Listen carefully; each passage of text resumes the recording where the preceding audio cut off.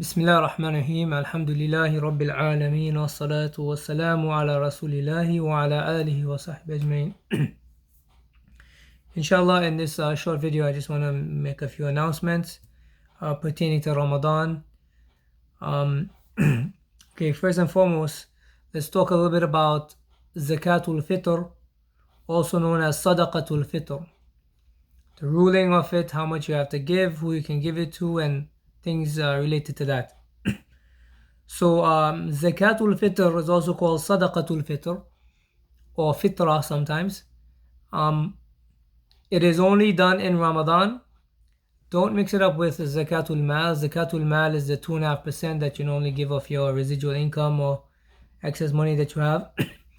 Zakat Al-fitr, fitr, the key word is fitr.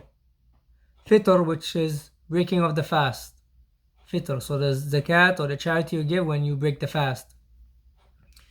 So it happens at the end of Ramadan, basically when Ramadan is about to end, in Ramadan though. So let's talk a little bit about it.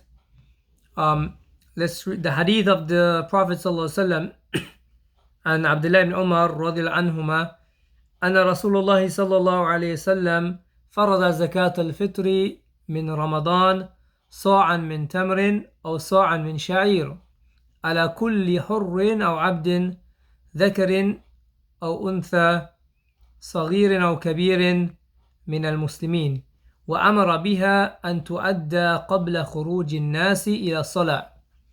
So this hadith is very important for us to understand. Hadith is in Bukhari and Muslim.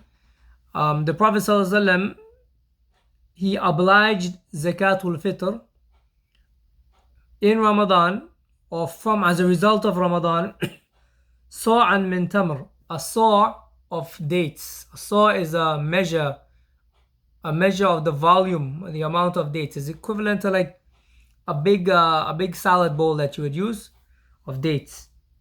Sa'an min tamrin or sa'an min sha'ir, or sa'an, a sa' of sha'ir, which is barley. Ala kulli hur, it's an obligation upon every free person or unfree person, male or female, old or young, from among the Muslims. وَأَمْرَ بِهَا أَن تُؤَدَّى قَبْلَ خُرُوجِ النَّاسِ إِلَى الصَّلَاةِ, and the Prophet ﷺ ordered that it should be given before the people leave to the Salah, meaning to Salatul Eid.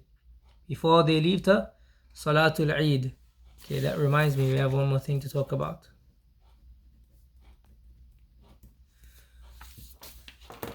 So, what can we derive from this hadith of the Prophet ﷺ?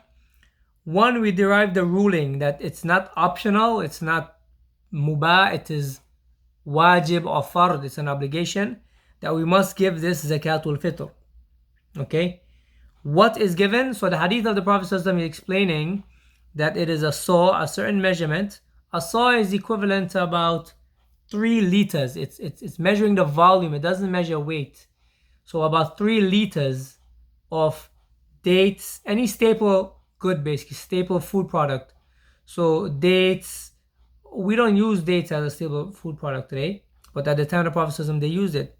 Or barley, it could be rice, it could be flour, it could be couscous, it could be raisins, it could be let me see what else, it could be lentils. Okay, in some places they may even use cheese. Okay, there are places where, where their staple goods may differ from one place to the next. So whatever people use, right, it should be about 3 liters of that. That is what you give per person. Okay, now we'll talk about giving the value of it in a little bit, inshallah. So we know what is given. Well, let's just talk about it now. The value. Can you give the value of it, the cash value of it, to the poor person instead? Can you give it to them when you're giving the Zakat Al-fitr? So some scholars have held the opinion that you have to give food products. You have to give these staple food products, and you can't give the cash. But we're going to go with a different opinion, not because we are the first, but because scholars in the past have allowed it. And just to quote that, this is not something that people in America adopted. No, it's been even adopted by many scholars in the past. Athawri, right? Abu Hanifa and Abu Hanifa's students, okay, they said يجوز إخراج القيمة, it's permissible to give the value, okay, and they said وقد روى ذلك, and they have mentioned that from Umar ibn Abdul Aziz and Al-Hasan al-Basri, okay, and other than them, rahimahumullah, may Allah's mercy be upon them. So people in the past did give the qima, the value. Others objected to it, but the reason why we think it's better to give the qima, the Prophet ﷺ said in another hadith which explains the intention and the goal behind this Zakat Al-fitr. He said, sallallahu alaihi wasallam, أغنوهم يعني المساكين في هذا اليوم, أغنوهم في هذا اليوم, enriching them in this day, enriching them when you give them. So what enriches them? If you give them a whole lot of food, pile up with bags and bags of rice and so on, it might even become a burden on them to even store these things. Where are they going to store everything? Some things they may store it and it may go bad. Okay, even though it's a staple product, you have to know where it is. You have to have a place to store it. So by you giving the money, if you give them the money, they can use that money and buy as they need. Okay, buy what they need. They know better than you. And if you really want to help them, we see that the money is best. So we have equated it to about $10 per person. Okay, our masjid has been following this. This is not anything really. This is, sometimes this could even be less than the amount. Who knows? Allah knows best. The reason for this is if you look at the value of this in other than rice, because rice is gonna be like $7 obviously, flour $5. But what about other things? There are other staple products. Lentils cost more. If someone used raisins, it's about $30. Couscous is more than $10. Okay, and there are other things that you may give. Okay, so the point is that, you know, $10 is not anything really. Other countries, yeah, they may give less than $10 because in that country, yeah, things might be cheaper. But that's pretty much become like the standard in most of the masajid. It's about $10. So $10 per household member. Okay, who gives it? Who's gonna pay it? The leader of the household. So if the husband is the one that is the breadwinner, he's gonna give for himself, his wife, his children. If there's anyone else he's taking care of, that depends on him, then he should give on behalf of them. What if someone has their own money? What if the wife has her own money and she says, I want to pay for myself? Then that's fine. She can do that.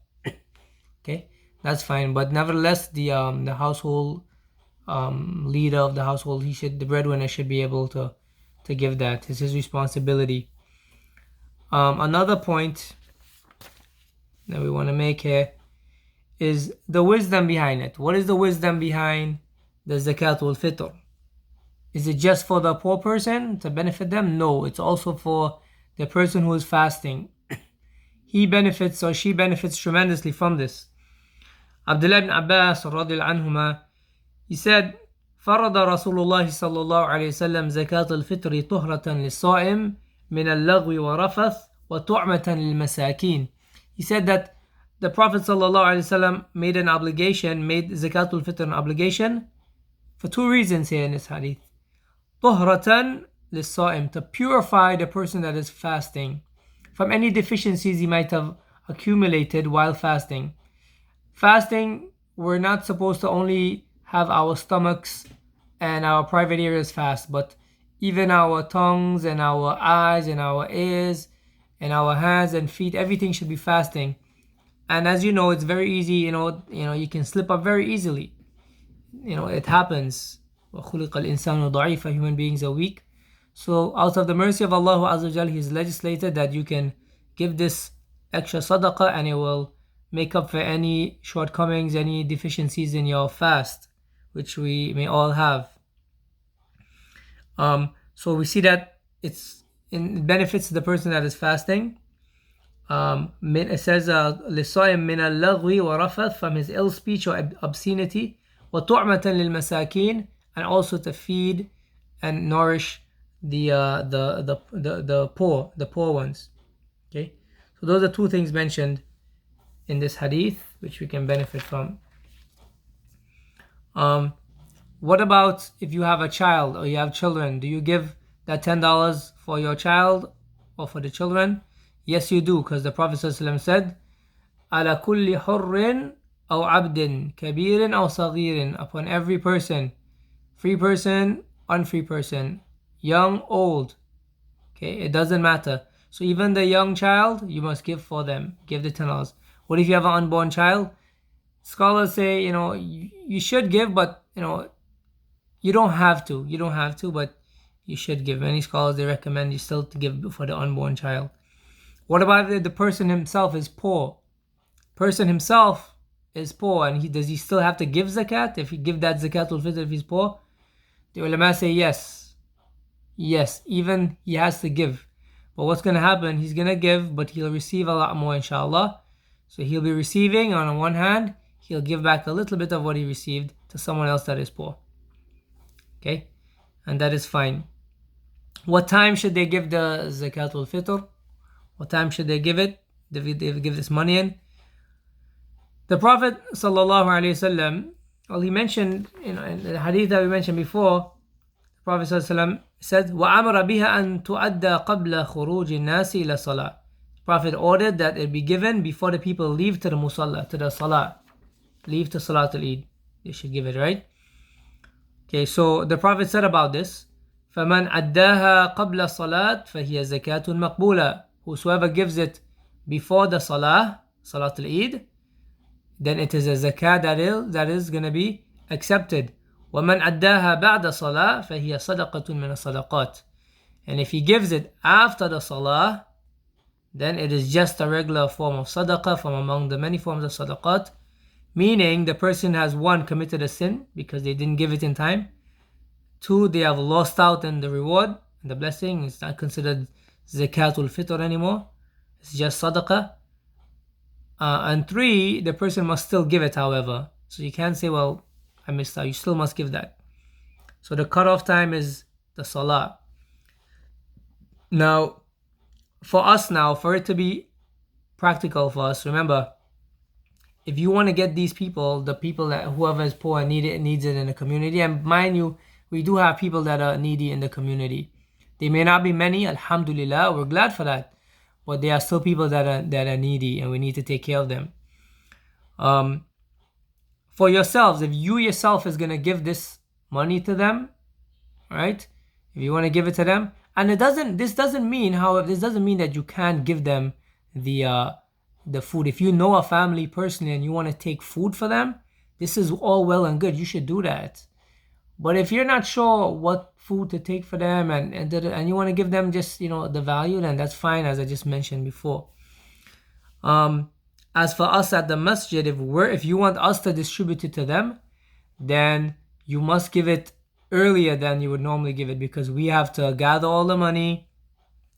We have to make sure it's available in a means that we can give it. If it's a check, we have to change it over to cash or whatever the case is. We must make sure we set up an appointment where we can give it to them. So it takes a little bit of time. So we've set up our cutoff date as Monday coming, which is the 25th day of Ramadan, equivalent to May 18th. Monday, May 18th is the last day if you want to put money in the box for Sadaqat Al-fitr or Zakat Al-fitr. Last day for it. Now, there are also other means we're going to accept. We prefer to give cash, but you can also give a check if you want. And now a new form of payment has just opened up. Alhamdulillah, you can pay with Zelle if you have a Zelle account. If you want to use a Zelle account, you must give it via our email. We don't have a phone number, but we have an email you can use. The email is donate@floridaislamiccentre.org. If you want to use Zelle, it's donate@floridaislamiccentre.org. However, you must stipulate there the reason or what that money is for, because we will be getting in money for different reasons in the same account. So you must say Zakat Al-fitr. And it's not enough to say zakat, because there's Zakat Al-mal and Zakat Al-fitr. Make sure the word Al-fitr, F-I-T-R, is there. Fitr. So we know that goes for Zakat Al-fitr, please. Inshallah ta'ala. So, but the best way to give is check. You could come by. If you have a key for the masjid, you can come in and put it in the donation box. Put it in an envelope. Make sure the envelope on the outside says Zakat Al-fitr. We're going to put out a box, inshallah, that says Zakat Al-fitr as well. Look for it. And you can put it in there if it says Zakat Al-fitr. Who can receive this zakat? Who receives this zakat? The poor people from among the Muslims. They have to be Muslim here. They are non-Muslim who could receive Zakatul Mal but not Zakatul Fitr. And we'll explain this inshallah, a separate video about Zakatul Mal tomorrow bi'idhnillahi ta'ala. Where do you give it? Do you give it back in another country? Do you give it in another state? Where do you give it? You give it in the land where you are in the local community where you are in, where you're going to pray Salat al-Eid, that's where you're going to give it. Okay? This year people are not really traveling. A lot of people used to normally travel to New York and so on. Everyone's kind of staying put. So you give it in your local community wherever you are. Start with as local as possible. Okay? Now, if your locality, and that's why you have to communicate with us, you know, like if you have somewhere else you want to give it, ask us. Be like, did you guys collect Sadaqat Al-fitr or Zakat Al-fitr? Do you have enough? You know, maybe you want to send it to a relative in another area, another region. Okay, so the way it works is we should first take care of Claremont. If we know people in other communities need, I could communicate with some of the other masajid, find out. If they say now we're good, and you want to send it to your other country, wherever it is, back home or wherever you consider. I mean, we say back home, but this is your home. Keep this in mind, okay? A lot of people believe that they still have another home other than the one they're living in. This is home for you. But if you want to send it to another country, to your mother country or wherever it is, then it is allowable, it's permissible, especially if they need it. But you must make sure that no one here locally needs it. All right? If local people need it and they don't get it, then we all pay the price for it. It's going to be a sin upon us, especially on the ones who sent it overseas. Okay. What else do we have to talk about? I think, Allahu A'lam, I think I've covered everything as pertaining to that. Couple announcements. We've had Jummah Salah, and Jummah Salah is going to continue this Friday, and from now on, inshallah, may Allah protect us all and keep us safe so we can continue having Jummah Salah. When you come, please bring a prayer mat, bring your masks if you can. We just completed the 19th day of fast. It's now in the night, so it's a Monday night. So we started at the 20th night. Tomorrow, which is Wednesday, is going to be the 20th day. Wednesday night is going to be the 21st night. So the last 10 nights start from Wednesday night, which is tomorrow. If some of you listen to the video, it might be already Wednesday. So Wednesday night, okay, is the last 10 nights starts. Okay, the last 10 nights. What are we going to be doing? Inshallah, we're going to do Salat al-Isha at the masjid. Salat al-Isha at 9:25, I think, 9:25, 9:30. I think 9:25. And after that, we're going to have a very short Taraweeh, very, very short Taraweeh, about 20 minutes. Okay, nothing long because of the situation, inshallah. But I remind you that despite the fact that the masajid are not really functioning at 100%, know that the opportunities are still there. Allah tells us about Laylatul Qadr. إِنَّا أَنزَلْنَاهُ فِي لَيْلَةِ الْقَدْرِ وَمَا أَدْرَاكَ مَا لَيْلَةُ الْقَدْرِ لَيْلَةُ الْقَدْرِ خَيْرٌ مِنْ أَلْفِ شَهْرٍ. The night of Qadr is better than 1,000 months, or 83 years and more, which is a longer time than many of us may even live. So you want to benefit from this night, spend it in worship, spend it in ibadah, spend it in doing things that are pleasing to Allah subhanahu wa ta'ala, reciting Quran, making dhikr, whatever it may be.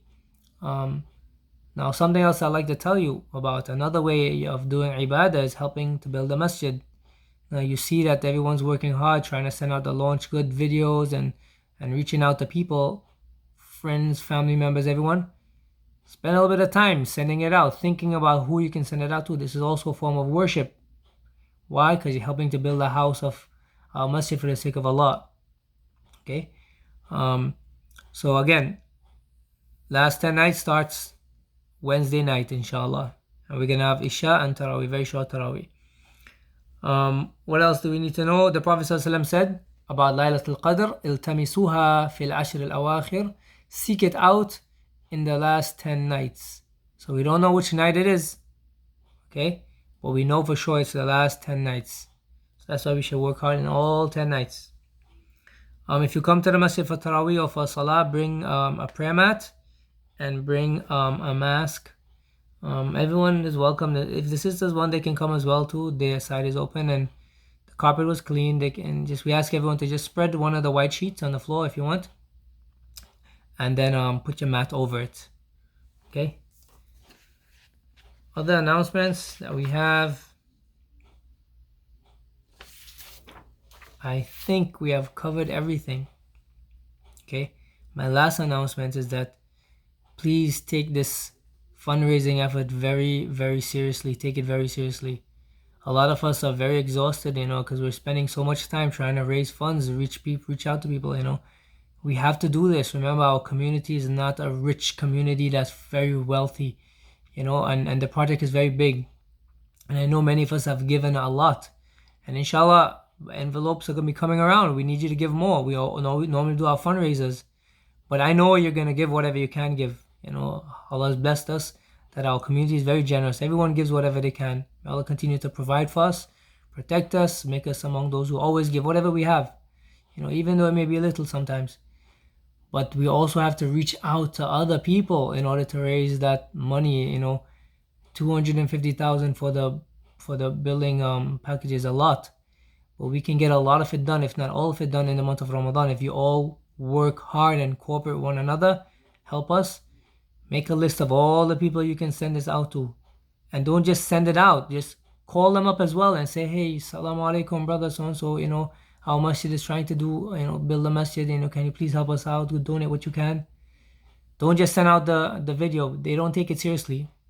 A lot of people, unless you give that personal touch to it, show that you're interested. Okay. Also, any addresses that you have of people, send the addresses to me. Inshallah, we'll send out envelopes to everyone where we're informing them about the project, giving them pictures, updates, and different ways they can donate, inshallah. Alhamdulillah, the brothers and sisters are working really hard. We have some families that are working really hard, dedicating a lot of time to this. It takes a lot of effort. But inshallah, this is our way to Jannah by building a house for the sake of Allah subhanahu wa ta'ala, building a masjid. Okay, and our entire community is going to benefit from it. We don't have governments like in some countries building the masajid. We have to get this money on our own, and only Allah subhanahu wa ta'ala is going to help us. So if we make the effort, inshallah, Allah will help us. Okay, in tansurullah yansurkum. If you help Allah, Allah will help you. وَيُثَبِّتْ أَقْدَامَكُمْ, and make your feet firm upon the deen. So may Allah subhanahu wa ta'ala make this easy for us. I know the video is a bit long, but there's a lot to say. Inshallah ta'ala, may Allah accept from us. Assalamu alaikum wa rahmatullahi wa barakatuh.